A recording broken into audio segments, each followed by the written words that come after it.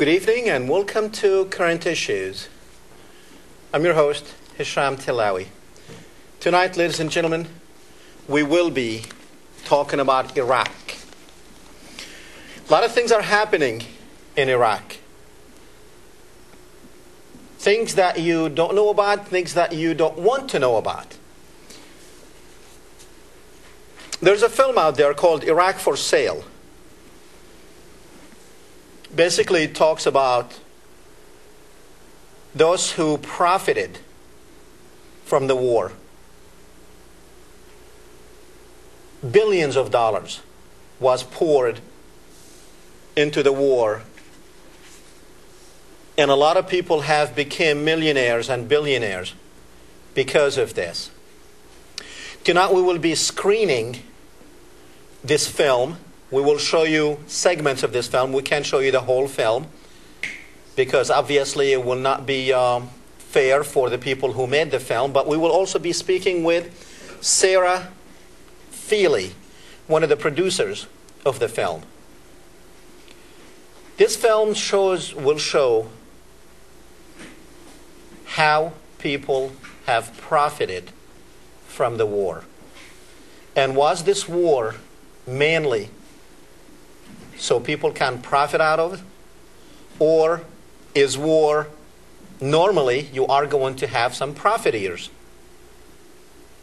So was it a war for profit, or the profiteers were there, as in every war they will be there?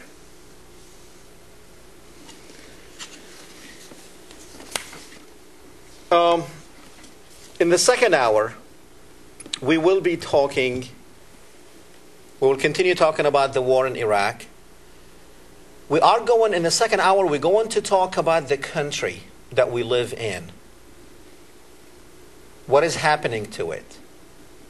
We have an election coming up. How do you feel about it, and what are you going to do about it?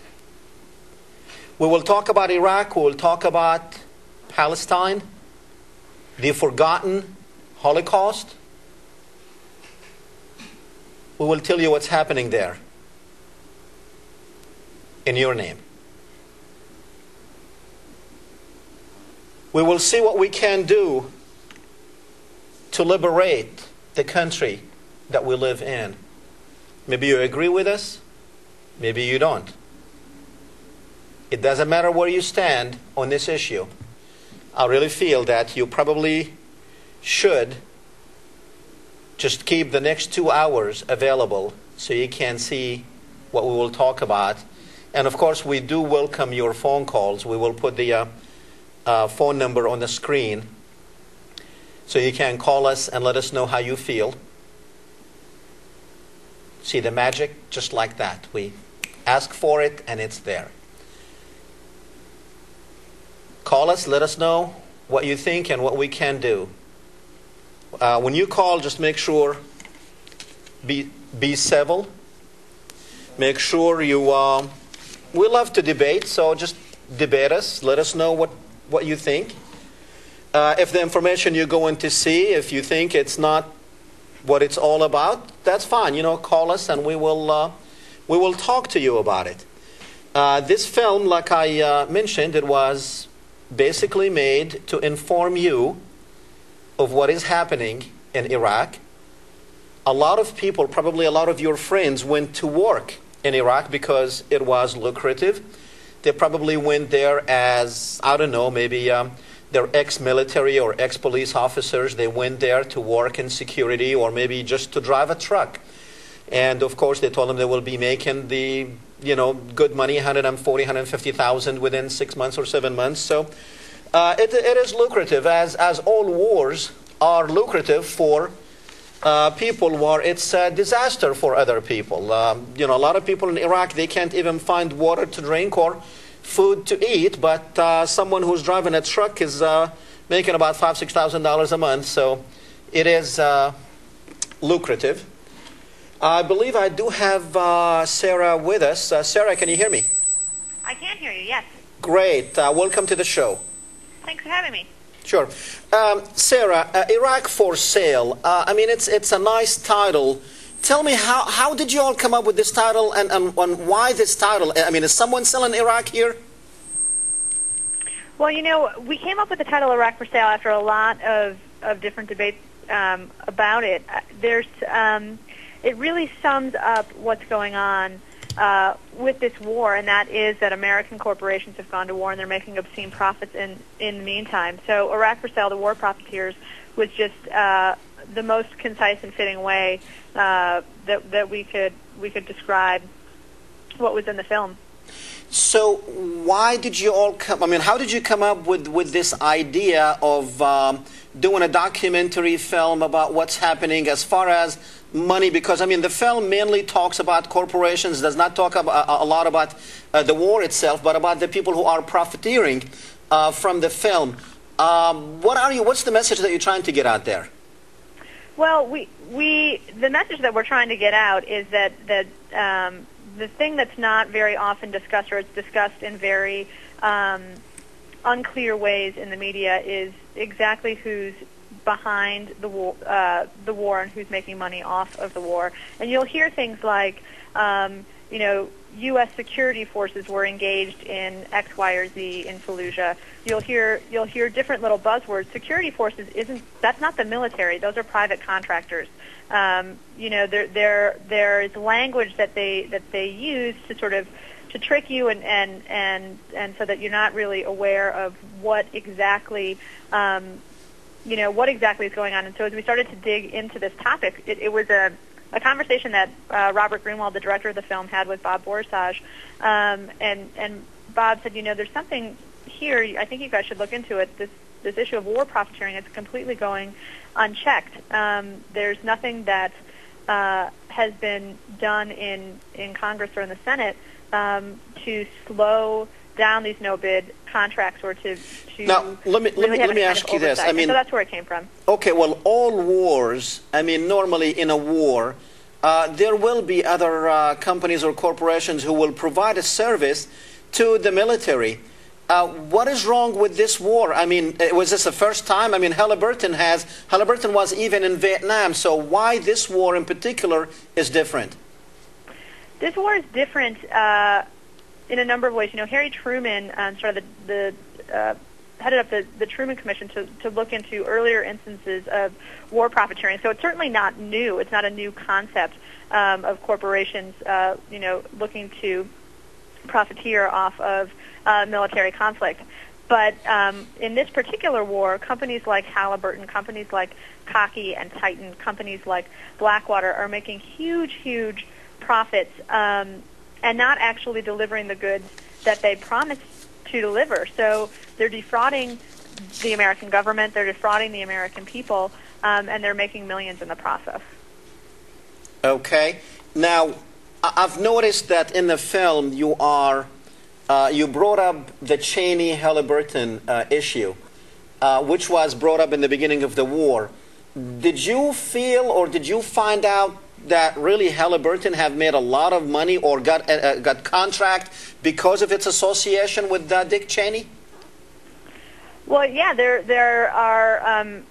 It was interesting because when people started making those connections in the beginning, the vice president and his office denied that there was any kind of connection, and then Fox News, of all people, uncovered an email that came out of the vice president's office specifically paving the way for Halliburton to get a no-bid contract. So, there's many people at these companies on their boards of directors, their CEOs, who are connected at the very, very highest levels of government, and those connections result in favorable treatment.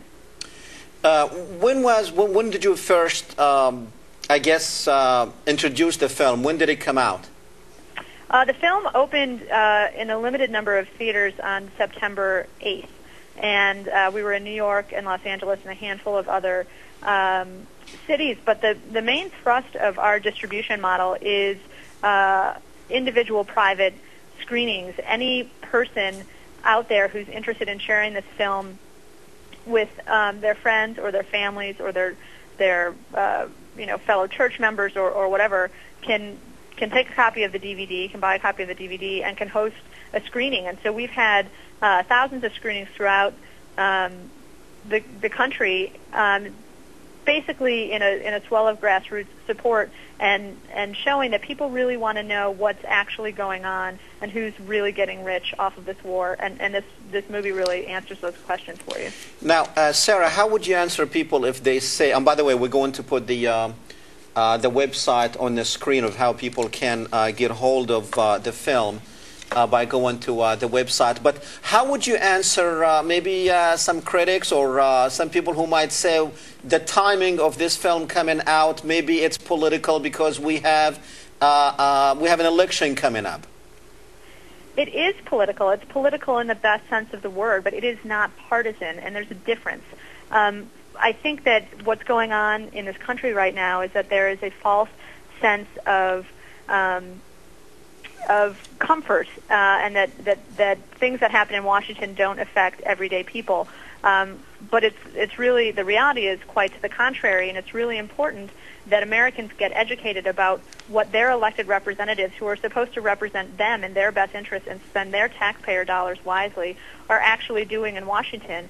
And if you watch the film, if you buy the DVD and you look at how Congress and the Senate has voted, for these various different bills or even suggested legislation, it's really come down along party lines. So it's important that that people look at their elected officials and vote in this midterm election. It's November 7th. It's 12 days away, and it's a really important election. And it's one of the direct actions. People who watch our films always kind of want to know, well, what can we do? How can we make a change? It's not only getting the film out there and showing it to as many people as possible, but this particular film comes at a time where there is a direct action you can take, and the action you take is you vote. And we're not telling you how to vote.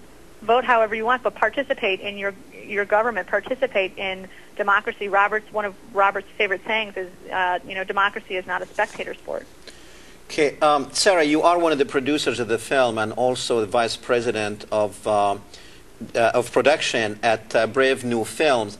Did you have a problem in distributing the film through some of these big houses of distribution?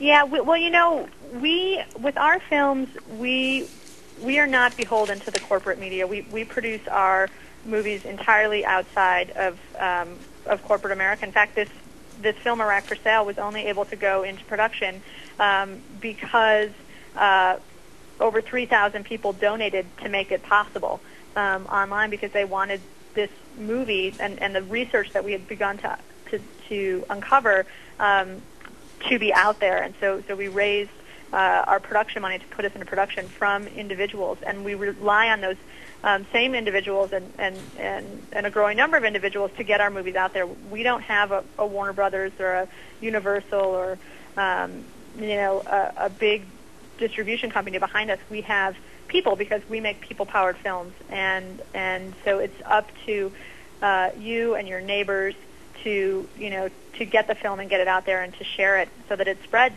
as far as possible.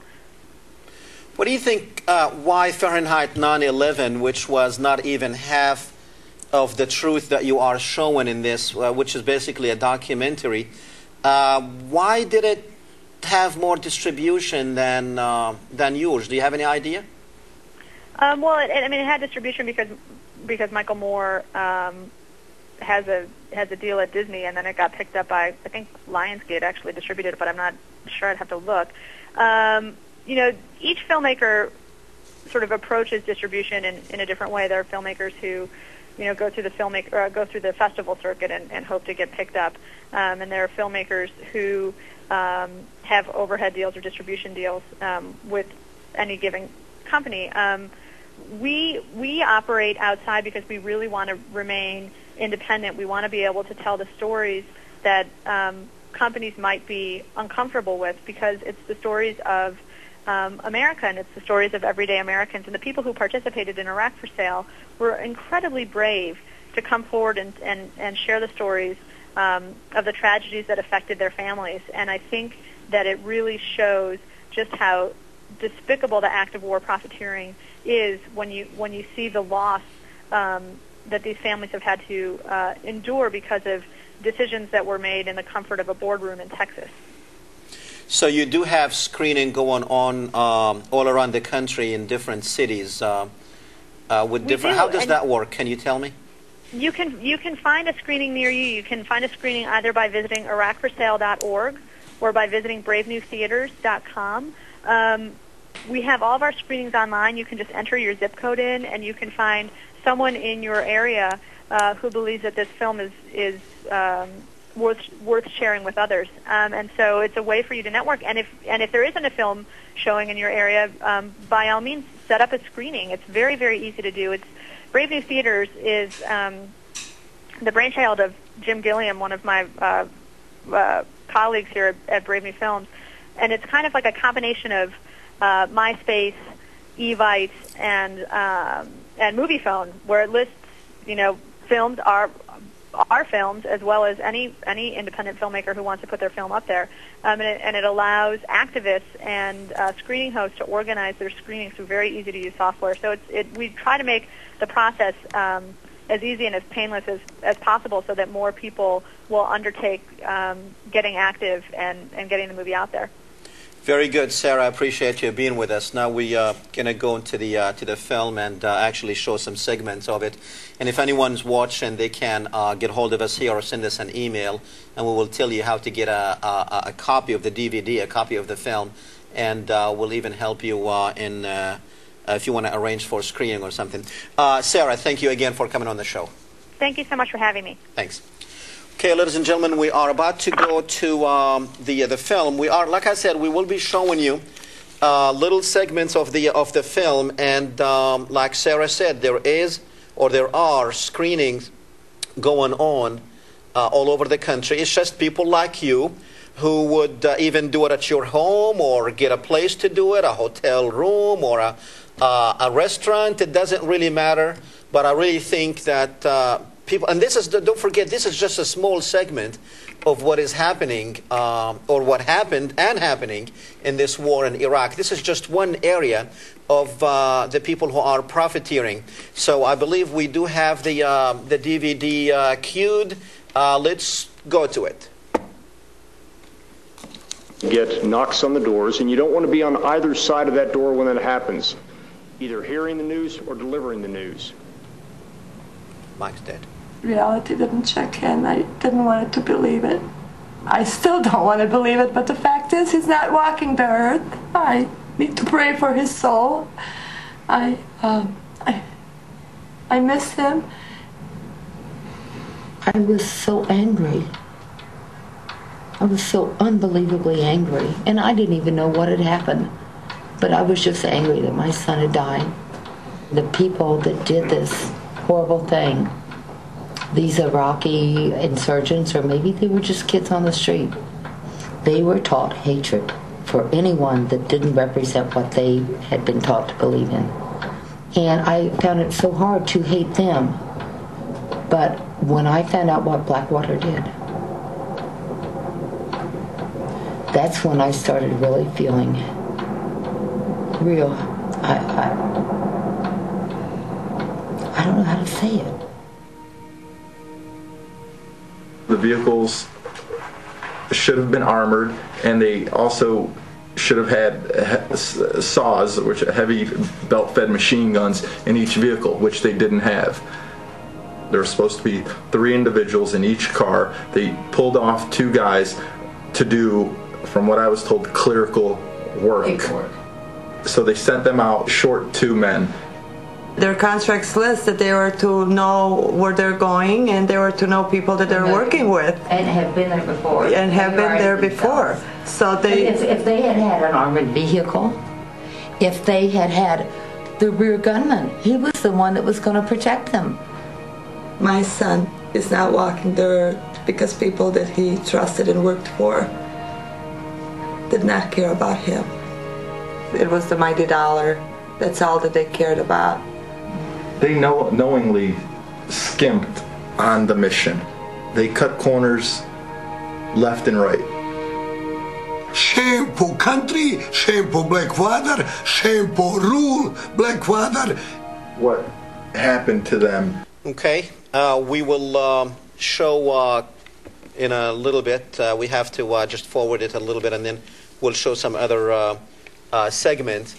And in the meantime, if you have any questions, you can either keep them until the second hour, or you can call us in the during this hour, and I'll take your phone calls during while we are showing these segments.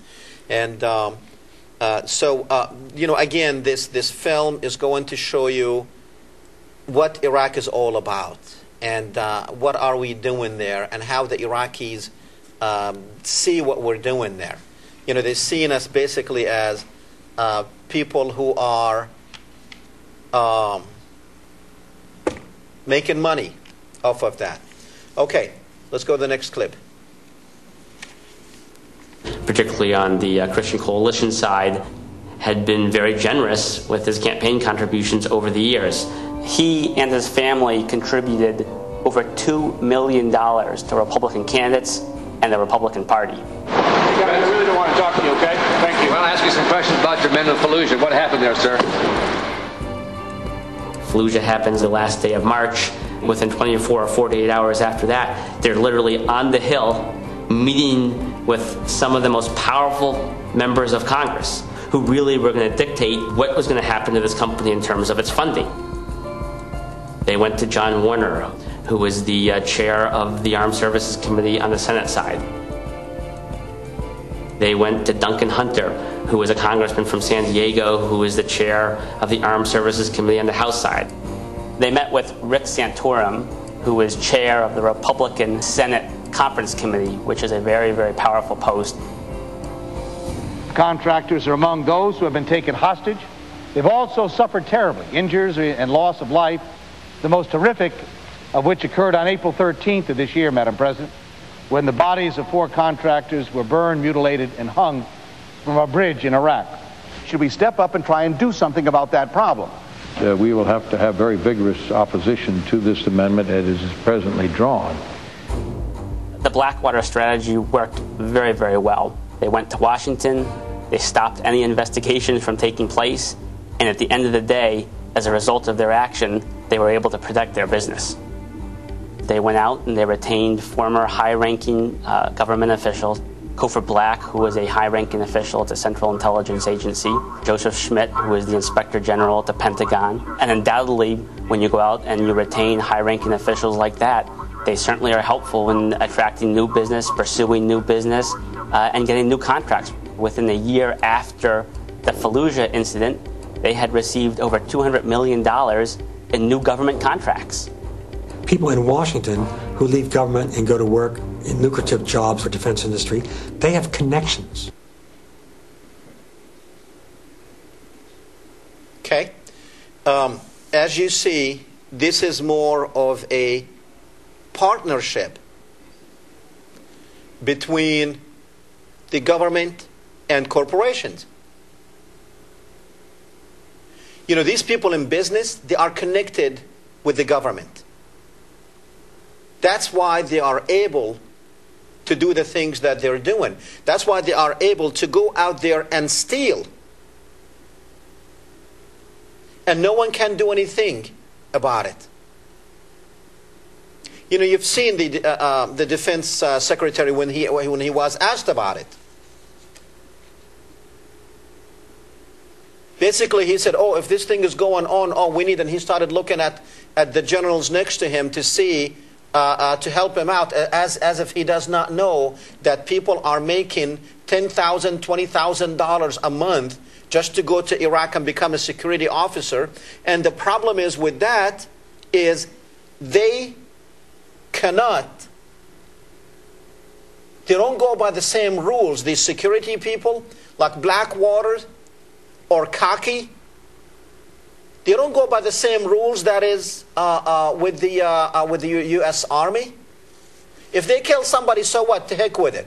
Now we are trying to charge some of the soldiers with some of these crimes and rapes, but these people have done worse, and no one can do anything about it. Let's continue with the tape, with the DVD. The Department of Interior out of a little town in Arizona called Sierra Vista, and they were hired to do database work. And that contract, which was sort of a blanket contract that allowed them to do a whole bunch of different things, was used to do interrogation in Abu Ghraib. So what ostensibly was a contract to do clerical work or IT work turned out to be getting information not from a computer but from human beings in a notorious prison in Iraq. At the time of the scandals in the spring of 2004, roughly 50% of the interrogators were private contractors. This amendment, Madam President, attempts to address what I believe is a very legitimate and serious concern that have come to light in recent days with respect to the use of or misuse of contractors in the treatment of detainees in Iraq. Quite simply, Madam President, this amendment would prohibit the use of contractors in interrogations of prisoners and in offensive military operations. It just seems to me abundantly clear that we cannot hire private contractors to perform a function as inherently governmental, inherently sensitive, indeed inherently explosive, and for which there must be accountability, as is the interrogation of prisoners. Corporations exist to make a profit, and when they're hired to do jobs, whether it's the provision of water or the interrogation of prisoners, their job is to get as much work as possible, make as much profit as possible. Now that doesn't work in the field of intelligence, period. You do not put personnel who do not have allegiance and 100% loyalty to America. You do not put them in sensitive key government activities. Okay, so you see the problem there. Now, most of those interrogators at the Abu Ghraib prison were private contractors.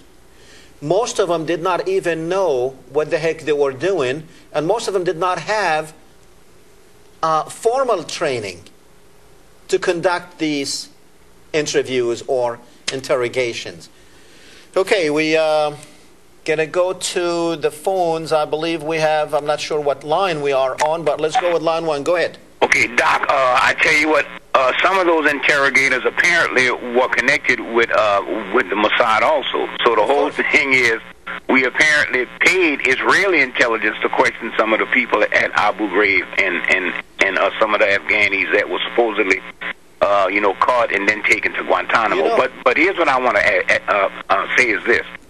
Jack Abramoff, about a year and a half ago, you said on television talking about Jack Abramoff and his visits to the White House when he was using some of his monies to supply some of the kibbutzes in Israel with weapons. You know what I mean? Right. And the Bush administration said that they didn't know who Jack Abramoff was, but records show that he did visit the White House over 400 times, Doc, just like you said a year and a half ago. Now, why don't people believe you, but they believe liars like the people in the Bush administration? And with that new book out right now called Tempting Fate, it also shows how Karl Rove and George Bush are using the right-wing Christians. So I want to give you kudos because you've been on this show. You've been absolutely right 100% of the time, and I want to thank you for informing us, okay? Thank you, Freedom. Bye-bye. Appreciate it. You know, he brings up, actually, he brings up a lot of good points, but there's 2 points that I want to comment on.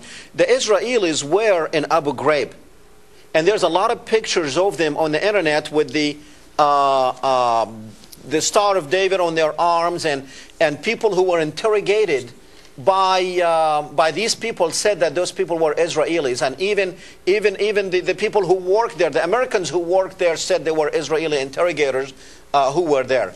Now, a lot of these Israeli interrogators, of course, were there probably in private capacity. I don't know if they were contracted through a private company or the United States Army actually get these people, interrogators there. You know, you get somebody who is the enemy. See, Israelis are the enemy or the enemies of the Iraqis. So you get somebody, this is just like if when we were in Vietnam, you bring Russians to interrogate our soldiers. Probably they did it anyhow, so what the heck. I'm sure probably Russian officers interrogated our people. But why bring Israelis to interrogate Iraqis? That's beyond me. Now, he did mention Jack Abramoff. See, mainstream media, now they are speaking the way we have been speaking for the last 4 years.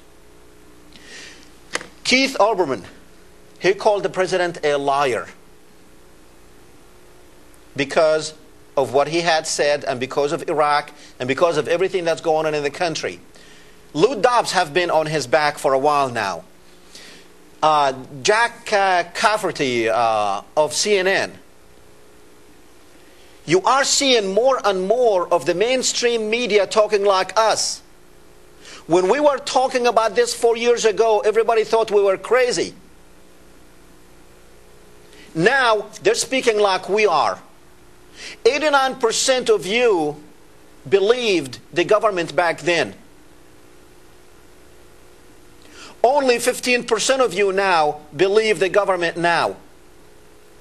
And the numbers are going higher and higher. Unfortunately, it had to take mainstream media to start showing you some, not all, but some of what is going on in the war, what is going on with the government. That's why the numbers are going higher and higher on the anti-war. Don't want to call them everybody anti-war movement because not everybody is in the movement, but some of you are basically don't believe the government story. But you see, what you are witnessing now, ladies and gentlemen, is what we have been telling you all along. Somebody is controlling the media, that is controlling your mind, and that somebody that is controlling the media is also controlling the government. You see, the media is trying to get you to change the government that's in Washington now. What we are witnessing is government by design. That's what we are witnessing now. We are witnessing government by design because the same people who wanted George Bush to go and destroy Iraq, now they are the same people who are controlling the media who will control your mind. Do you understand what is happening? The media, don't forget the media went along with the government story at a time when we were telling you it's all a big lie. There is no weapons of mass destruction. There is no link between Saddam and Al-Qaeda. As a matter of fact, they were enemies. Now you are seeing it. But the media is trying to program you. This is government by design. Let's go back to the phones with Tom. Go ahead, Tom. Yeah. Yes. Oh, yeah. Hey, how you doing? Fine. But look, what I was thinking about is that in excuse me, 91, when Bush 1 went over to Iraq, and we had a chance at that time to depose or get rid of Saddam Hussein, that the United States didn't want to do it because we wanted Iraq to be a buffer against Iran, and we also were concerned about protecting Israel. And so that's one point to consider. And the other thing that I want to consider or bring out is that when we went into Iraq the second time, what was our objective? Was it to get rid of Saddam and then put in a democratic form of government? Was that really our objective, or was it to possibly install permanent military bases there to control the area, to mainly for the oil? And so when you hear all this talk about Americans wanting to give the or help the Iraqi people develop a democratic form of government, I just don't believe that's true. You're right. Appreciate it, Tom. Okay, thanks. You. You know, he brings up a lot of good points. I have a lot of good calls tonight. Well, only 2, but they're good. That's the type of calls that I like. People who are thinking, people who can debate things, people who can tell us something. Iran and Israel. You know, Saddam Hussein went to war against Iran for us because we were worried when the Khomeini revolution came about in late 80s, actually in early 80s. We have told Saddam to go to war against them because we did not want the Khomeini revolution to spread over to the Gulf countries where our oil happened to be under their sand. So we wanted to protect that oil. So it's kind of stupid to get Saddam out when he was basically doing the job for us. And Saddam was never a threat. So oil was not the reason. So the only reason that we are left with is one, which is Israel. So we went against our own vital interest, which is oil, which is the Arab market, that's 300 million people of nothing but consumers. That's against our own vital interest. But yet we go and destroy Iraq so Israel can be a strong, superior power in the Middle East. He brings up a good point. What is our objective? To go there and spread democracy. You know, there is a saying that he who does not have it cannot give it. Okay? He who does not have it cannot give it. How in the world are we going to give these people democracy when we ourselves don't have it? When we ourselves are stripping ourselves of democracy and liberty. So what the heck are we going to liberate the Iraqis? By destroying our democracy? By destroying our way of life? And we had destroyed our way of life. Just last week, President Bush asked for, received, and signed the Military Commission Act, which basically, and if anyone tells you it does not apply to American citizens, they're lying to you. It does apply to you, and they don't even need to charge you with anything. They can just pick you up, throw you in jail, and there's nothing you can do about it. They don't even have to charge you with anything. That's the new law. And if you don't like it, and if you think that you're innocent, you can't even go to a court of law to prove it. And a court of law cannot interfere in those proceedings. That's America? Whatever happened to, you know what democracy is? I want to call it democracy because that's the only term I can come up with, but we are a representative republic. But I want to go ahead because that's what you understand. You may not understand what the heck a representative republic is, so I'm just going to go along and say democracy. There's one concept that the whole thing is built on. Trial by jury. Trial by jury. That's the whole Constitution is built on that concept. So you will not have tyranny and dictatorship, rounding up people and sending them to jail without somebody hearing their plight, without somebody defending them, without them having due process, without them having their day in court that was taken away from you while you were sleeping, that was taken away from you when the media that is programming your head, they brought you Mark Foley story. In that same week, when 24 hours a day, no matter where you go on that TV, Mark Foley's story. That was more important, ladies and gentlemen, than the death of the Constitution of the United States that day or that week.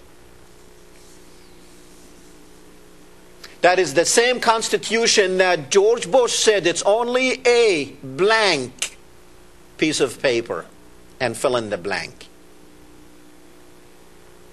I guess he was right. I guess he was right. Because you know how much he cares about the country, we have a couple of pictures that I found very much interesting. You know, you get upset when you see people burning the flag of the United States. I get upset too. Even though the Constitution tells us, hey, it's freedom of expression. Fine, I'll go along with it, but I'm not going to agree with it. You don't have to agree with everything in the Constitution, but you have to go along with it. Now, guess who are these people standing on the flag of the United States of America at the site? Looking behind them, there's a mural of for the victims of 9/11. Now you will see who these people are. If we can get it up there, here we go.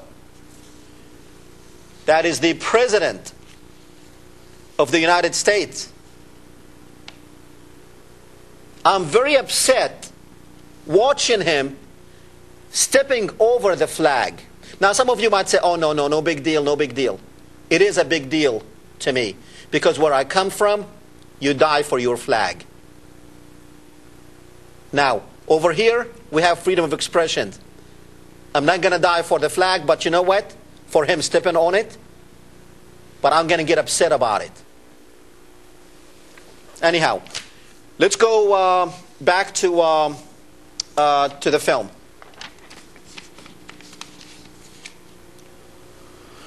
Contractors. The Uniform Code of Military Justice does not apply to these contractors in Iraq. I asked your Secretary of Defense a couple months ago what law governs their actions. Mr. I was going to ask him. Go ahead.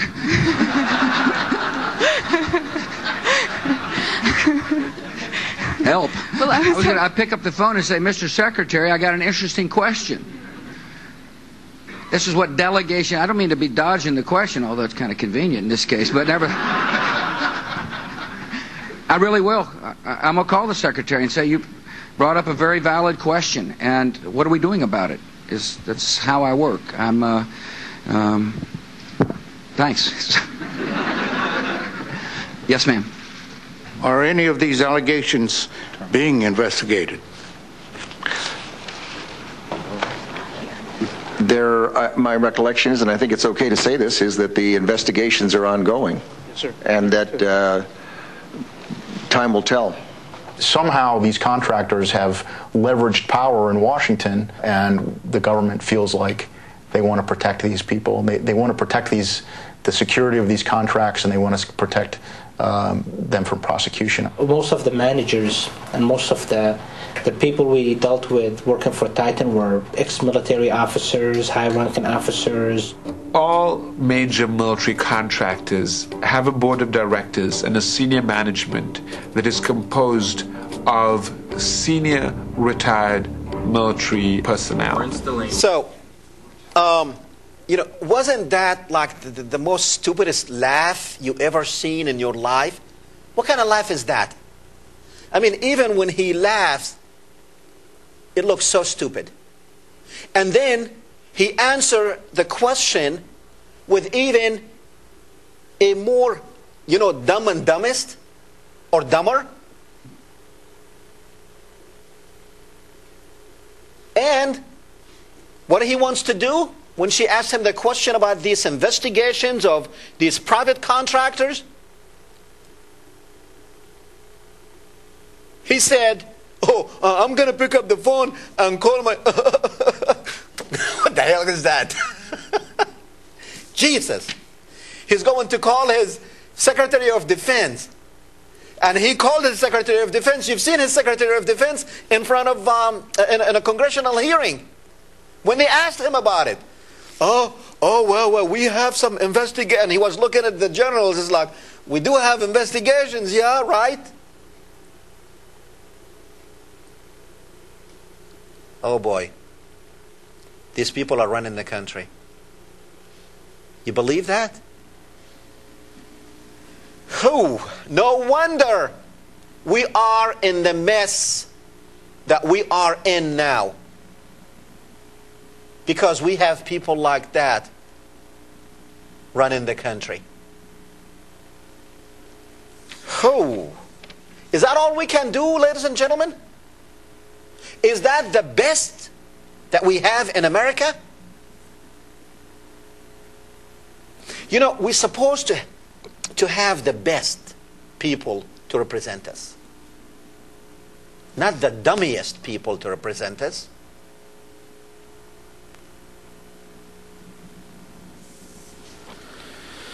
Oh boy. All right, let's see some more.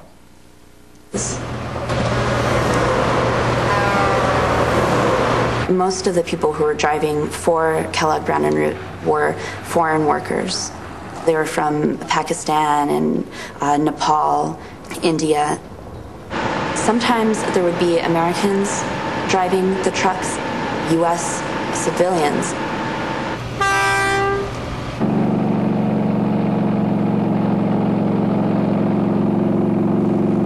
I heard about the job through another truck driver friend in Calexico, California. We were sitting there waiting for a load, and he told me this was his last load and he was going overseas. From there, you know, I sent my resume in. I thought I was really going to be doing a lot of reconstruction in Iraq as far as, well, I could see me hauling fuel maybe to a place that had loaders and dozers, you know. We never went to go be in a battle or fight a fight. We went to take care of our families and make some money to reconstruct Iraq.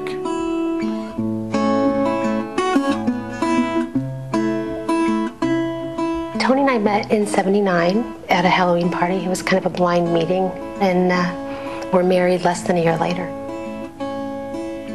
His brother was in the Navy, and so he always wished that he had done something like that, that he's just a good old boy. He thought it was such a great cause to go and help rebuild, and got a job with Halliburton, and he was going to go drive a truck in Iraq. Within a month, he was there.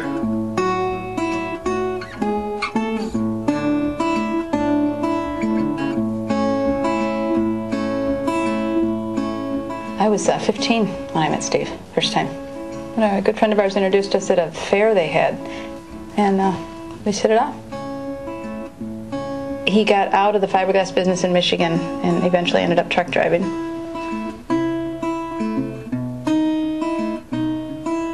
Steve decided to go over there to get us financially set for not only retirement, but to, you know, help 3 kids go through college. He would take on anything if he thought that it would benefit his family. He wasn't military. He was non-combatant. He was a driver. He went over there to help rebuild Iraq. And that's what he wanted to do.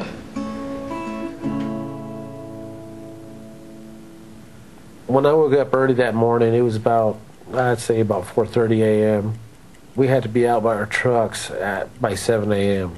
And we already knew what we were going on our mission. We were told at 7 p.m. the night before, on the 8th of April. The first things we do was very normal. It was just routine behaviors. Just go ahead and do a pre-check. Go ahead and preventive maintenance and check. Okay. You know, it's amazing. You know, people wanted to make money. Do you know that we have over 150,000 Americans who are working for these private firms? We're basically running a war with a private army. You know, a lot of things that the army used to do, they don't do anymore. And we have all these people who wanted to go and make money. Well, people go on to die.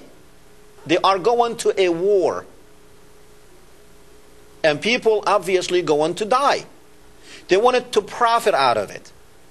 And you see, the way it's a stupid contract anyhow, because what Halliburton was doing, they did not bid it. There was no bidding in here. What they have done, basically, they were working on cost plus. So if it costs $10, Halliburton gets $10 plus whatever on top of the cost. I don't know how much it was, 10%, 20%, whatever. So the more it cost, the more they made money. That's why we gave them a biggest contract. And instead of sending the guys that we are paying $2,000 a month to do these jobs, we gave a contract to Halliburton to go and hire people and charge us $20,000 a month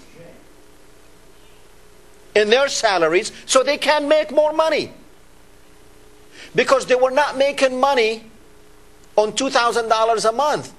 Why would a guy in the army make $2,000 while if he leaves the army and goes and works for Blackwaters or Khaki in their private security firm, and by the way, they're doing, actually these private security firms, they're providing security for our guys over there, like especially the, not the military. But even when Paul Bremer went over there, his security was not provided by the United States Army, but it was provided by Blackwater security. Instead of $2,000 guy guarding him, we had $10,000 guy guarding him, so Halliburton can make more money. Let's go back to the phones with G on line 1. Go ahead, G.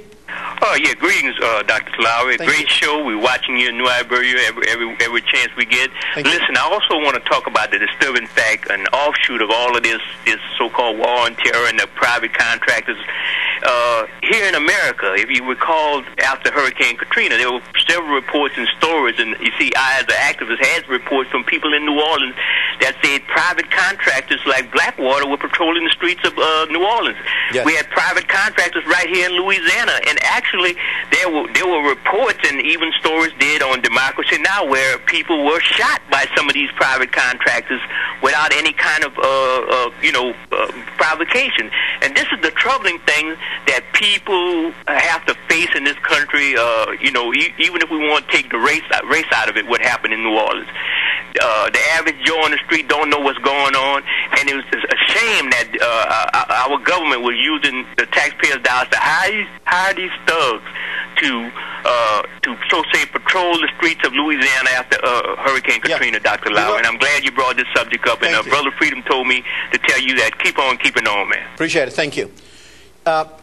Jim, he brings up another good point, which we talked about it at the time of Katrina. We even had Israelis on the streets of New Orleans as private security guards working for Blackwaters. Now, Governor Blanco reluctantly signed the agreement to bring those private contractors to Louisiana. You know how did they get her? They started on shows like Moon Griffon, Moon the Loon over here in Louisiana.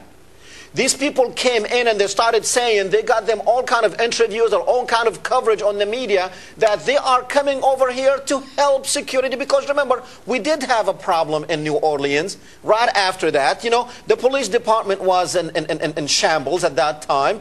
The whole thing was chaos. So this company, Blackwater, hired these people, and they wanted to make money, so they signed an agreement. But before they signed the agreement with the governor, before she signs it or agreed to it, basically they went out there in the media saying that the governor does not want us to come in and secure the streets of Louisiana.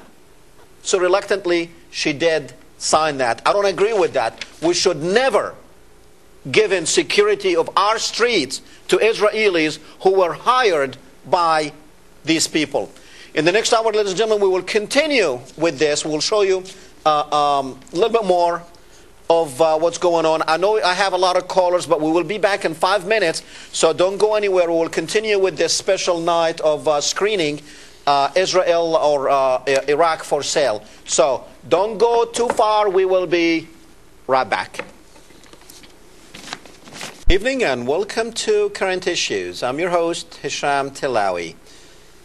Excellent first hour, ladies and gentlemen. It's on fire. What's on fire? The country is on fire. Well, last Tuesday night, ladies and gentlemen, the skies over Baghdad lit up like it never lit up before. What happened We have, of course, we have ammunitions depot, explosive depot all over Iraq. And one of the biggest depots that we have over there was attacked big time. And all hell broke loose. The news out there that there were 400 casualties, American casualties, during that night. Mainstream media did not talk about it. We really need to know if 400 people, 400 Americans died that night. What you are watching now, this is, to me, this is a mushroom shape. That's at the same night. Now, before this picture was taken, a huge ball of fire lit up the skies over Baghdad, which a lot of experts are saying it was a small nuke, that is short for nuclear bomb. Some people think that it was detonated because of the explosions. Now, the other pictures, I'm told that the other pictures are not working right for us, so we're not going to be able to show you. But we have pictures. You can go on the internet and actually see these pictures. It's the Falcon Depot, or Camp Falcon, actually. Camp Falcon. It's a United States ammunition and storage dump. I've seen reports that said 400 Americans died that night. This was last Tuesday. Of course, I don't know if these reports are right or not. I'm just telling you what I have read from sources that could be considered reliable. But I really think days and months to come will tell us exactly what happened in Baghdad that night and how many soldiers did we lose in Baghdad. Tell you what, I have a lot of people holding, so let me go to Steve on 3. Go ahead, Steve. Are you there? Yes. Yes, go ahead. Yeah, Kellogg, Brown and Root was about to go under just before Iraq invasion. They had a huge suit against them for asbestos. And Cheney, being the former head of Halliburton, which bought Kellogg, Brown and Root,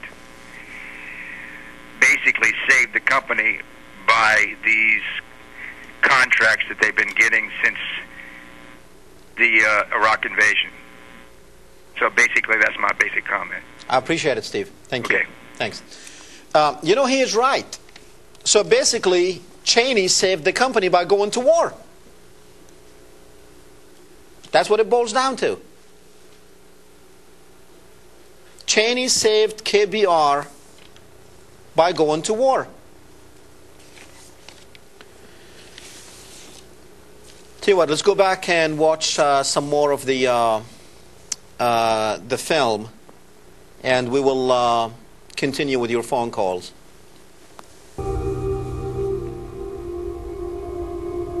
The mutilated bodies of 4 people were found west of Baghdad, near an area where a U.S. fuel convoy was attacked on Friday.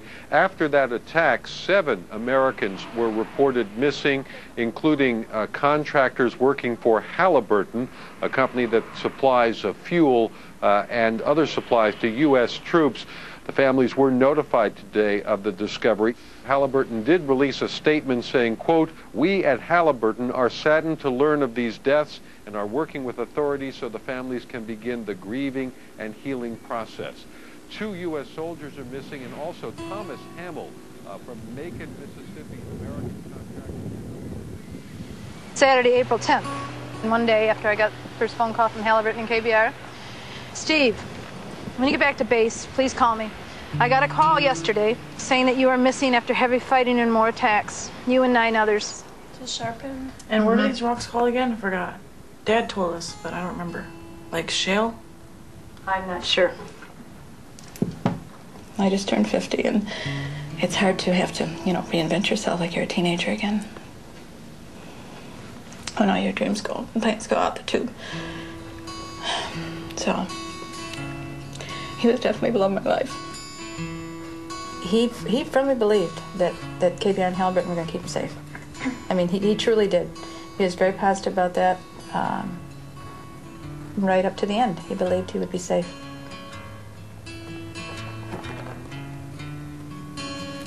He wasn't much of a writer, that's for sure. His journal's empty.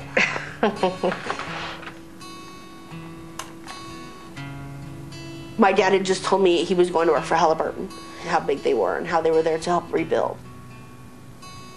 Somebody knew that they sent these wonderful men out there. How can they do that? These men went to do the right thing. So, bottom line, they were totally taken advantage of. Well, I trusted the company. I trusted them. This is a Fortune 500 company. I just don't believe they would send me down a road that was closed or was going to have hostile activity for sure. That didn't even cross my mind. And U.S. forces here are saying openly they're braced for more terror attacks, more bombing. We had a significant anniversary, the fall of Baghdad. We had a Christian holiday, and they converged to create what was an obvious day of danger. Halliburton and KBR had news from multiple sources, including multiple sources in the military, that the roads that day were under active combat operations and were black, closed, and or red. No civilians. They were sitting ducks. Your heart just goes out to these families who lost their breadwinners in this war. But I want you to think about it, and we have some pictures of Iraqi children. In the film, you are watching these women and daughters talking, and your heart is going out to them. It's sad. They lost their father. They lost. She lost a husband, or he lost a brother, or lost a son. But when we see pictures of Iraqi children dead, it doesn't faze you that much. And you might say, oh yes it does. Well, you're not doing anything about it. Because, let's go ahead and put some of these pictures on. And we will show you some American children too playing in a playground. We'll show you the difference between Iraqi children and American children, the way they live. And remember that Iraqi children at one time used to go out to their parks, to their playground. But now they are dead on the street. So, these people who went from here to Iraq, I am sure that the majority of them thought they were doing the right thing. Of course, you're going to say, oh, well, they went there for the money. I'm sure the money was a motivator, because money is the #1 motivator of humans. But these are Iraqi children mourning the death of their fathers, mothers, sons, and Palestinian children mourning the death. Now, this is a Palestinian. I really wanted to show the children in Iraq and the children in the United States. These pictures, this is not the segment for this. So let's go back and show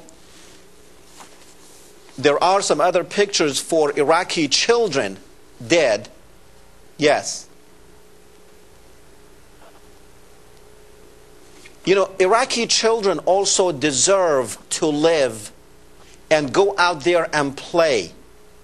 Their childhood has been stolen from them, taken away from them, because somebody decided to go to war against Iraq when Iraq did not do us any harm and did not plan on doing us any harm. You know, this woman who's hugging her infant, don't you think Iraqis deserve the same type of life that Americans do or have? Don't you think Iraqis love their children too? Why do Iraqi children have to be in morgues and on the street dead while our children playing in a park? What kind of liberty and what kind of conscience do we have? What is going on, ladies and gentlemen? What happened to America the Great? It was a French philosopher who said America is great because its people are great. And America will cease to be great once its people cease to be great. You know, we give ourselves the right to criticize other people and call them extremists. You know, we see Muslim women dressed up in covering their hair and wearing loose dresses. And we say these people are oppressed, that the religion is oppressing these people. These people are extremists because they want to dress up in a modest way. And by the way, a way that even the Bible says how a woman should dress up. And you still can see your grandmother, the older grandmothers. I'm not talking about the younger grandmothers, because we have grandmothers now who are 30 years old. I'm talking about the, don't want to call them real grandmothers, but you know what I'm talking about. She does not leave the house unless she covers her hair. Now we are saying that you Muslims are extremists because your women cover themselves. Look how stupid that is.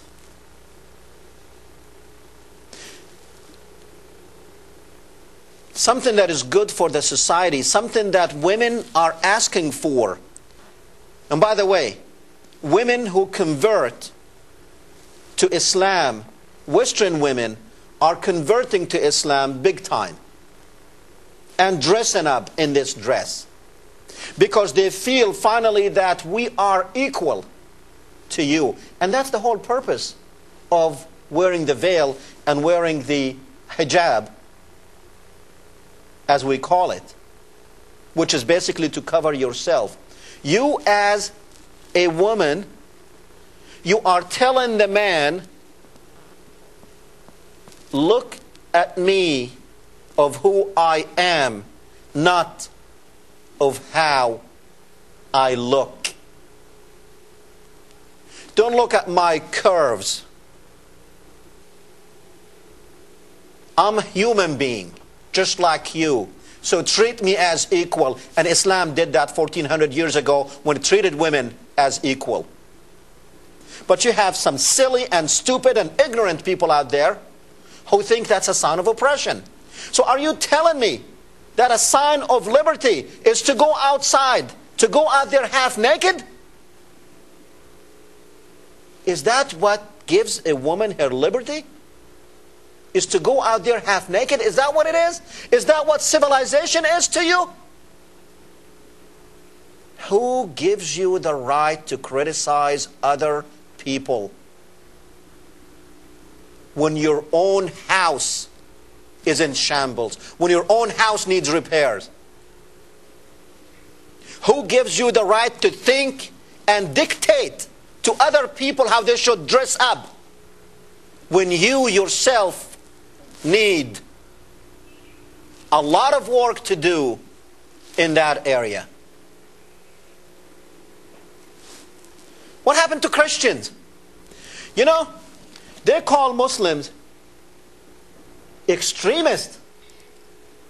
When I'm a Muslim, I was born a Muslim, I came from a country 28 years ago that was a Muslim country. I did not know what the heck extremists were, and I still don't understand what it means.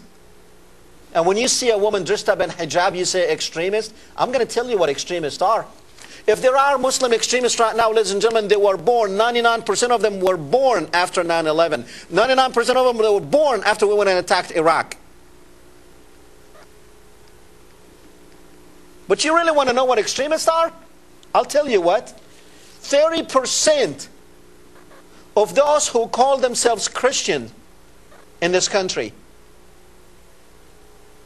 believe that Israel was created there as a fulfillment of biblical prophecies, and that Israel needs to control the whole area of Palestine, the whole of Jerusalem, needs to kill all the Palestinians. We need to have Armageddon there so these Christians can rapture and go up to be sitting on the right-hand side of God while the rest of the people here are boiling. 31% of Christians in this country believe in that. That was the latest poll that was done. That's extremism, ladies and gentlemen. We have 1/3 of the society extremist.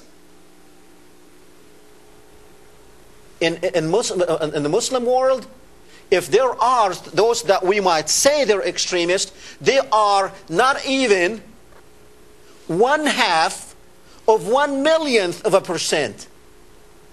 And like I said, if we do have extremists there, most of them were born after we attacked Iraq, because they saw this as a crusade, as an attack on the religion itself, and some of them are going out there to protect their religion. But in the meantime, we have 31% of people in the United States believe that Israel is a fulfillment of prophecy.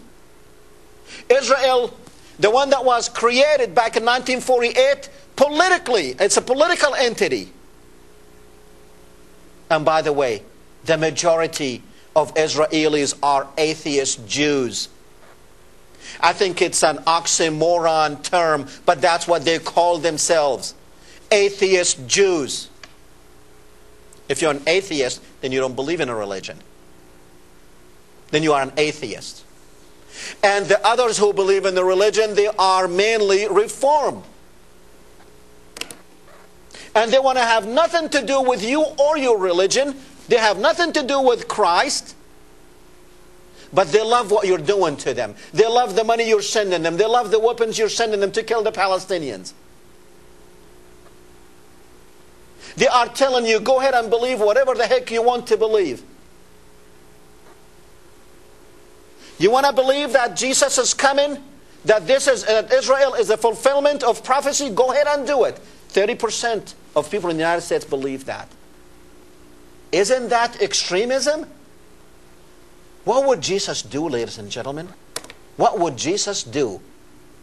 Would Jesus want to see those people in Iraq slaughtered? Would Jesus want to see those people in Palestine slaughtered? In His name? No, no, no. Not the Jesus I know. The Jesus I know is a man of peace. Someone that taught peace, to love life, not to love war. And He never said, I need your help in coming back. God never said, I need your help to send Jesus back. Why don't you let God decide that? That's extremism. All right, we're going to the phones with Victoria on 2. Go ahead, Victoria. Are you on? Sir? Yes, go ahead. This is Vicky. Okay, Vicky, go ahead. I want to ask you, see, some people say that you can go to God and be forgiven, and other people say you have to go to confession before you're forgiven. I'm kind of confused on this. Okay. Vicky, I really believe, now, I don't want to go into theology and go into religion, but I want to tell you one thing. If you believe in God, you believe that God, the Almighty, is with you all the time, 24 hours a day, right? Yes, sir. Now, when you speak, Vicky, do you think that God hears you? Yes, sir. You just got the answer. If you want to pray, and if you want to confess, and if you want to ask for God forgiveness, He is right there 24 hours a day, does not sleep, He listens to you, and He will hear you.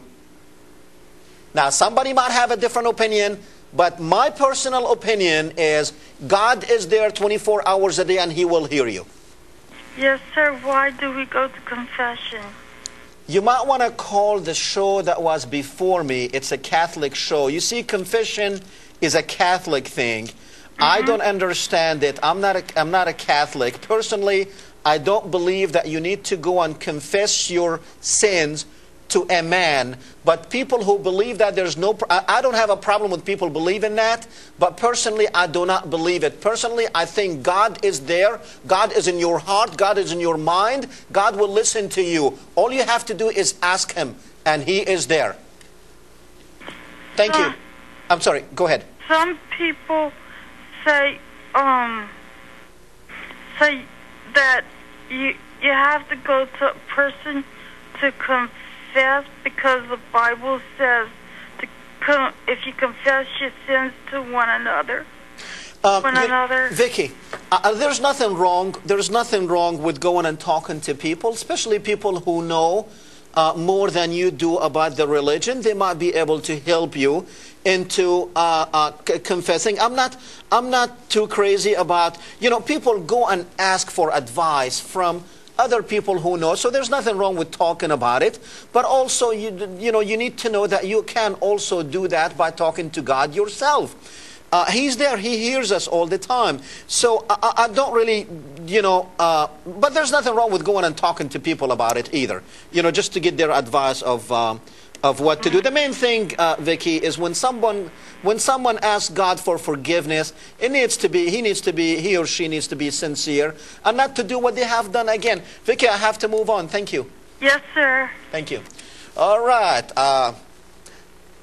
It was a good question, but I don't have the experience, the expertise, but I think I did pretty good. All right, Ramsey, go ahead.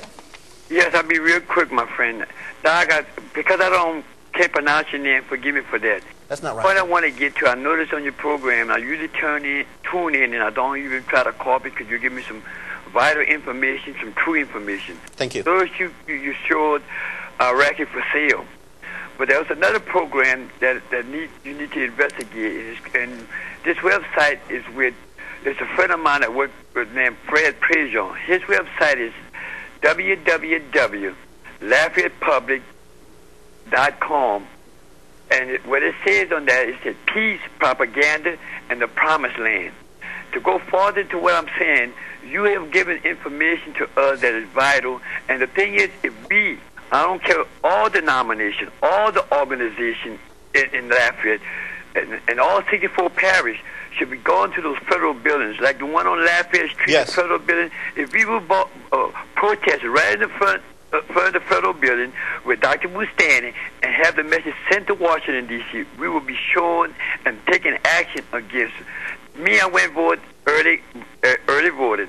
I voted against Dr. Bustan because I know some of the issues that he voted 90% for everything George Bush wanted and Dick Cheney. And what I felt about that, a vote against Dr. Bustani was a vote to impeach George Bush. Yes. And I know what you're saying. Brother Freedom often called on your program. You get people from wherever you get your guests over the phone. They in turn bring some valuable information. Thank and you. for us that just sit back and listen to your program and don't do nothing about it, shame on us. But I believe, now I talk to 2 radio stations that I often talk about issue what you're saying. But KJCB, KL. Just make sure you tell them where you heard it at. Well, yes, I do, and I try to get them to tune into your program. Okay. But until organization and all domination of religion take a march on that federal building to send a message to Washington, D.C., because all of us can't go to Washington, D.C. Yes. But when we sit out there by and see innocent kids and mothers and fathers getting killed, and has nothing to do with the Iraqi war, and we got people like George Bush trying to take the all from them, I agree with you, and my friend, keep on doing what you're doing. The message will come across unless it comes to that, until it comes to an individual's house. Like those individuals that feel they got their comfort zone, you know, they in that fear where they don't feel it's affecting them. Watch when they come to their home. Love you, my friend. Thank you. Appreciate You're it. You know, all our callers tonight, they bring up some good points. You know, incidentally, he called him Dr. Bustani. Now, for our viewers around the world and around the country, Dr. Bustani is Charles Bustani, our congressman. The reason we call him Dr. Bustani is because he is a heart surgeon. And it was a fresh air, as a matter of fact, when he was campaigning in the beginning, and he was saying that he was not a politician, that he was a heart surgeon, which he was a heart surgeon. But you know, when I saw Dick Cheney come down here twice to campaign for Dr. Bustani, this was before the election, I know a politician when I see one. And I know a doctor when I see one. And Dr. Bustani is a politician. Not just a politician, he's a rubber stamp. You know, we have a saying in the old country that says, unless you're good to your own, you're not good for nobody. And I remember when Israel was bombing Lebanon, there was a bill in Congress in support of what Israel was doing. And at that time, Israel was killing babies, dumping thousands of pounds of nothing but bombs, killing babies. I called his office to urge him to vote no. And the gentleman who answered the phone, he said, well, Hesham, you know, Dr. Bustani is Lebanese, so of course he's going to vote no. Tell you what, my response to him was, you know, I'm very sure he will, but I don't want him to vote no because he's Lebanese. I want him to vote no because it's the right thing to do. But unfortunately, Dr. Bustani voted yes. He voted yes because George Bush told him to vote yes. He voted yes because Dick Cheney told him to vote yes. He voted yes because the Republican leadership and AIPAC, the American Israel Public Affairs Committee, that is basically buying our congressmen and women. The good boys and girls that we send over there to Washington to represent us, they are being bought and paid for by AIPAC. Charles Bustani could not vote no to that. He had to support Israel. And to me, if Charles Bustani is not good for his own ancestry and for his own people, he's not good for us. And what he has been doing. Congress, if you don't know, if you need a lesson in politics here, the reason we have separate entities called the government, 3 branches of government. We have the legislative, which is the Congress. We have the executive, which is the president. And then we have the judicial, which is the Supreme Court. So we can have 3 independent and separate powers. The checks and balances you always hear about. But now, ladies and gentlemen, we have one. There is no difference between Bush and Congress. What he wants, he gets. He asked for and received. a bill to destroy the Constitution of the United States, and he got it. This is not. And Charles Bustani rubber stamped it. That's all he is. I'm going to tell you something.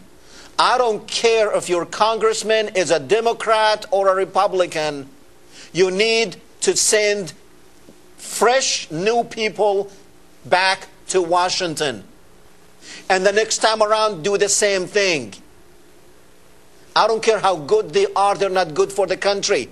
They're good for themselves. They're good for their buddies. They're good for their friends that are paying their way to be in Washington. Do not vote for somebody who is in office now. Get him out. Get him out. Send a message. And my message is, send new people to Washington. All right. I don't know who's on line 2. Go ahead. Yes. I wanted to ask the question, hurry up. The children killed in Iraq and in Palestine. Go ahead, ask the question. Okay, what's the body count from the Shiites killing the Sunnis and the Sunnis killing the Shiites? All right, I'm glad he asked that question, because if you know anything about Muslims, ladies and gentlemen, that is probably the best question that I received all night. The Shiites killing the Sunnis, and the Sunnis killing the Shiites.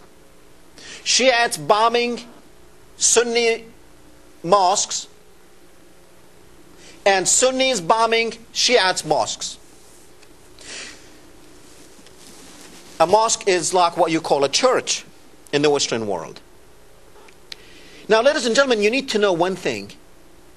If these people that you call extremists, then they are very much, they understand the religion better than anyone else, because they will be doing it by the book.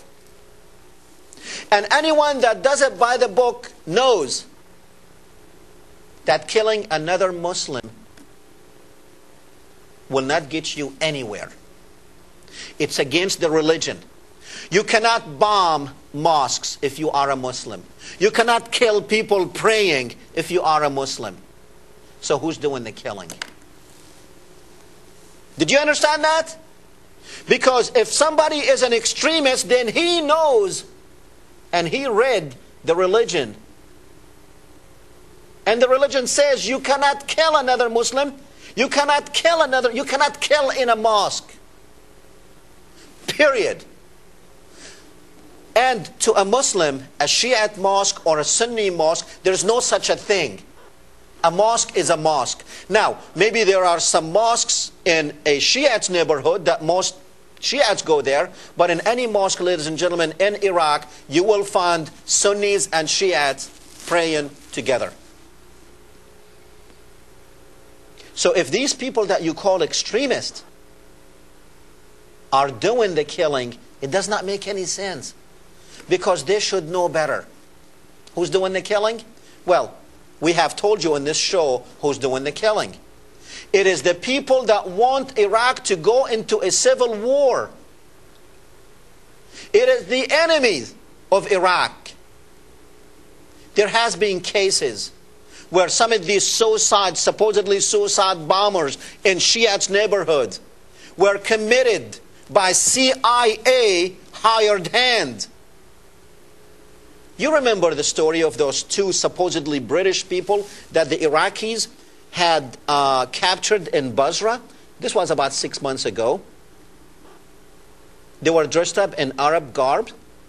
They were dressed up in Arab clothing. And they had explosives on them. And how many of these agents, Americans and British and Israelis, were caught in Iraq placing these explosives?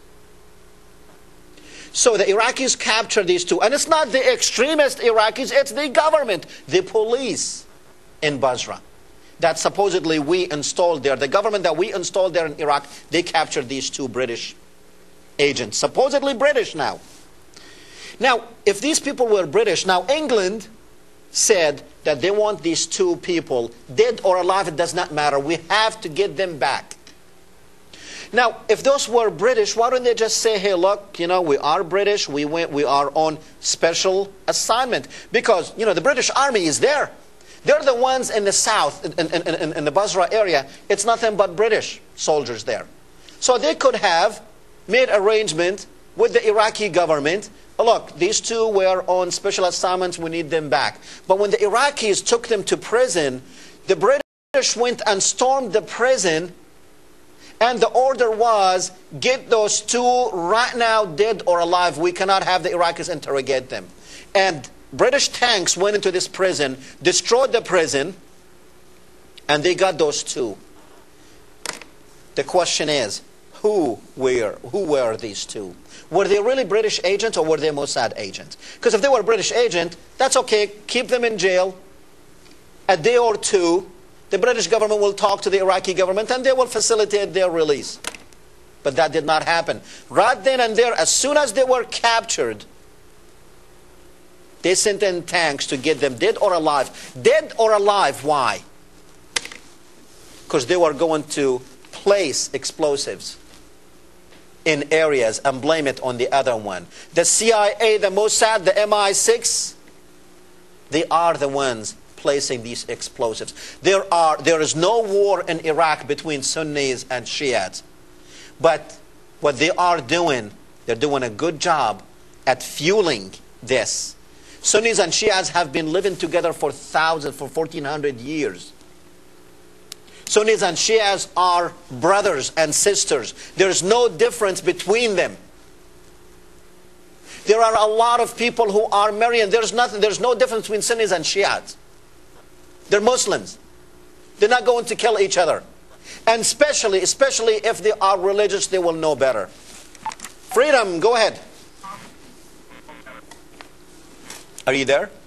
Yes, Dr. Tillawi. Look, I want to say that there is a little difference. There is a difference between Sunni and Shia. It has to do with the return of the Mahdi and all this kind of stuff. But that be it as it may. Look, I'm not talking about now. When it comes to Islam and the religion, it is not like the difference between, let's say, Catholics and Protestants. Right.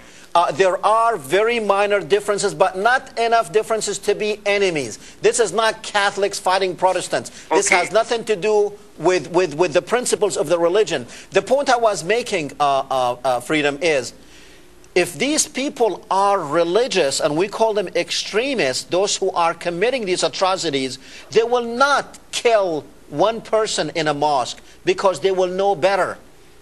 So it is not Sunnis and Shiites that are bombing each other. Okay, but look, here's what I want to ask you. This. The green zone that the ammo dump was in, how is it possible that that the so-called insurgents blew up that ammo dump if it's in the green zone where it's supposed to supposedly be protected by American troops and all this stuff like that? How did they get in to do the job, or did they shoot a mortar around in, Doc? Well, they did throw some rockets on there, but I mean a green zone. What the heck is a green zone? Well, that is just a just to psych up people to believe that they are in relative security. Right. But I mean, look, this insurgency, and I was surprised that a lot of people think that insurgencies are foreign people coming into Iraq fighting the Americans. It is not. It is not. You're right. Insurgency is a term that means people who do not like the government. Period. People who do not like the occupation. You're right. Period. Okay. People who do not like the occupation. That's what insurgency is. But we put that term on it, and a lot of people think, oh, it's these foreign fighters coming. No, they're not. So, I mean, to answer your question, what green zone? They are in Baghdad. These insurgencies, the fighters, they are in Baghdad. They are the people on the streets. And that's the problem that our guys over there are having with, who is the enemy and who is a friend and who is foe. You're right. Now, the same people that they are dealing with every day, they could be at night placing bombs. The same people in all these offices. What do you think? What do you think is going on there? People who do not want us there. And I can tell you one thing. You will not find not one person in Iraq who deep down inside will tell you, we want the Americans there. You will not find not even one person in Iraq who will say that we like it now better than... They look at the Americans as an occupiers. That's right. And if anyone wants to know what an occupation is, we have some pictures of occupation army in Palestine, so you will see what they do in occupation. So all these people, even the Iraqi army that we are training, even the Iraqi police that we are training, do you think they are sitting there looking at us as liberators? No. They look at us as people who were forced upon them, and we cannot do anything about it. But you know what? Some of these people in these Iraqi offices, Iraqi companies, in the government, in the army, in the police force, they are also people with the insurgency. You're absolutely right. We have to understand that. These people don't want us there. We went there and destroyed their country. We went there and killed 655,000 people of them. Now, may I ask you this, and then I'm going to get off the phone. I got to ask you this, okay? No, go ahead. I need the break. Okay, look. There is a soldier that apparently was kidnapped day before yesterday, about 2 or 3 days ago. Now, since George Bush signed the Military Commissions Act doing away with habeas corpus and some Geneva Convention rights, how should the insurgents who supposedly captured our troop, how should they treat him, Dr. Tillawi? And thanks very much. Thank you. That's a darn good question. That is a darn good question. I don't know what's happening tonight, ladies and gentlemen, but I'm getting nothing but excellent questions. The Geneva Convention that we signed on. Now, you know, the insurgency in Iraq, the people who are fighting us, they did not sign on this Geneva Convention. So as a matter of fact, if they don't play by the rules, it's okay, because they're not breaking any international law that they have signed on. But we did. We signed, and we even helped the Geneva Convention. Now, what the Geneva Convention says is, basically, it sets up the rules when you occupy, the rules of war, that you cannot torture people when you catch them, when you imprison them. You have to treat them humanely. You cannot transfer people from the occupied areas into your country, which we have done.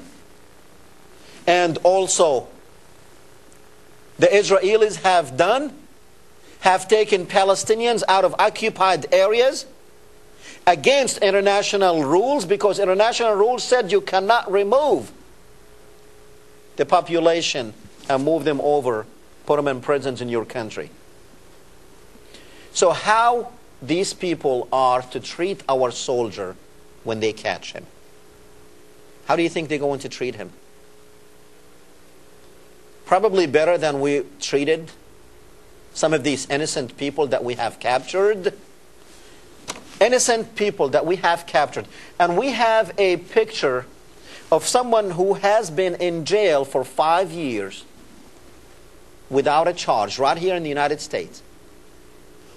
All his fault was, on all his mistake and all his charge, they're not charging him with anything. All he has done is he was a Muslim in the United States. 1,200 Muslims and Arabs were arrested after 9/11 and thrown in jail, in prison, without a charge. Some of them were deported. Some of them they had been here for 20 and 30 years, had families here, had businesses here. Because, as you know, when people come from outside the country, they are hard-working people. And they make it.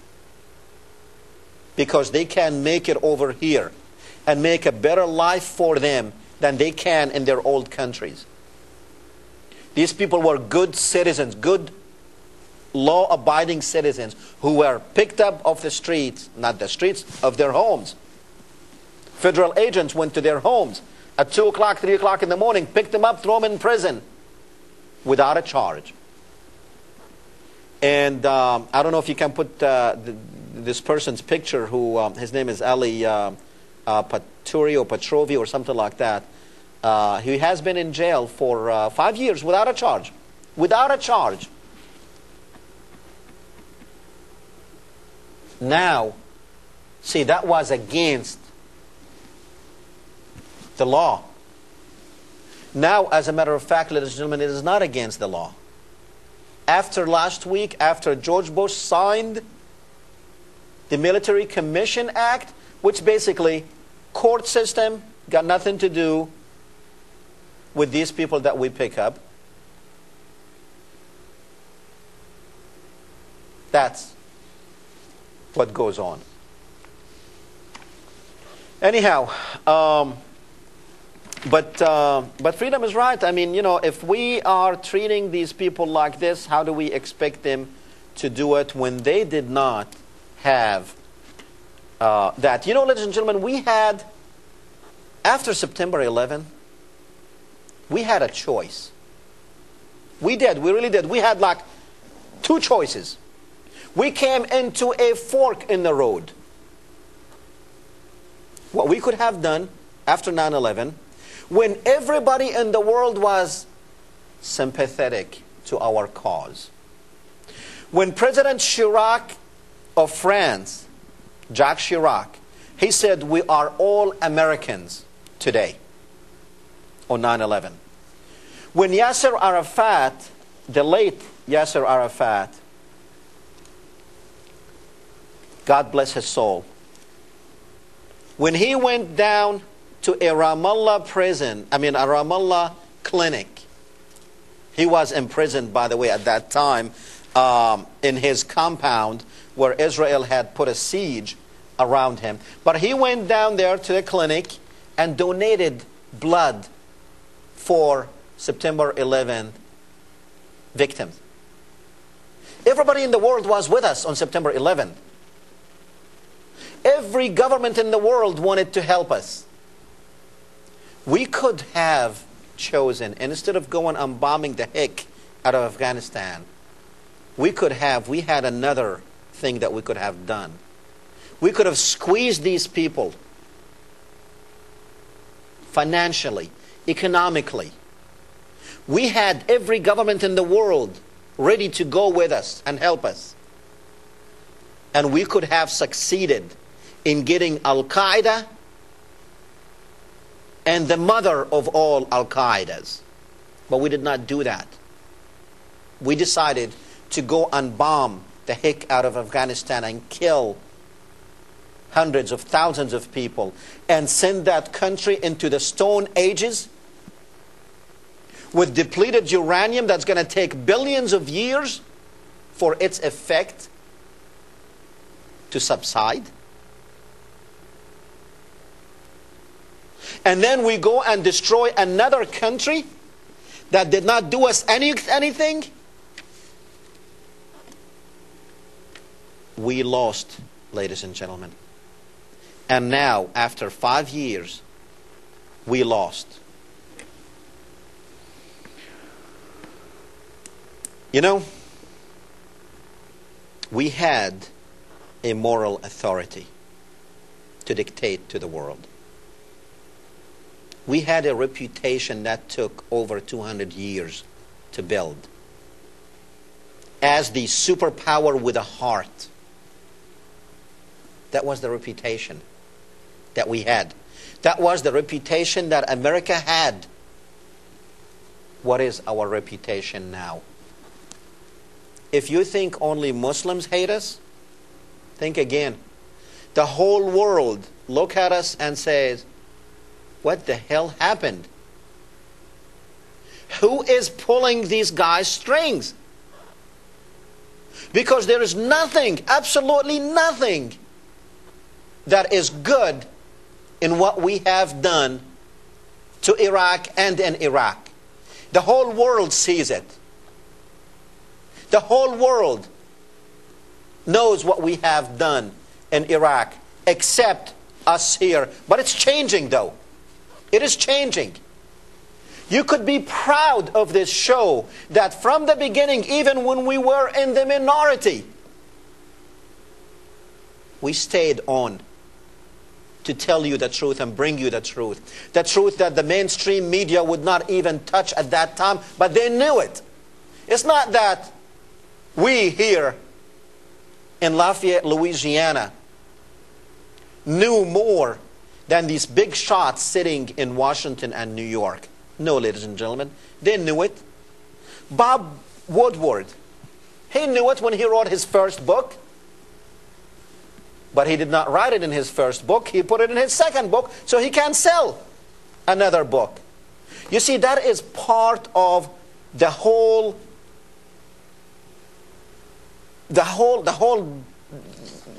idea of who's controlling who. You know, we have three people: Paul Wolfwoitz, Richard Pearle. We have their pictures if you want to show them. Richard Pearle, Paul Wolfwoitz, Douglas Fieth. All these people are Zionists. They were the principals in taking us to war. These people were Jewish. Now, we had people who were higher up in the government who came over here and who said that the cabinet, George Bush cabinet, is full of Jewish people. Paul, the Secretary, State Department, Colin Powell, just last week in an interview, he said it was full of the JINSA crowd. The JINSA crowd is the Jewish Institute for National Security Agency. This is Douglas Fieth that you're looking at. This is the man responsible for the lies that Saddam Hussein had weapons of mass destruction that he bought. This is Richard Pearle. This is the man who's responsible for writing the clean break, securing the realm for Israel. These people were working for the Department of Defense at the time when we went to Iraq. Paul Wolfwoitz was the Deputy Secretary of Defense. They took us to Iraq. They took us to war with Iraq when Iraq did not do us any harm.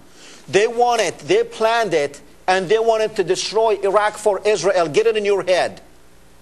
Forget this thing about oil. We were never deprived of that oil.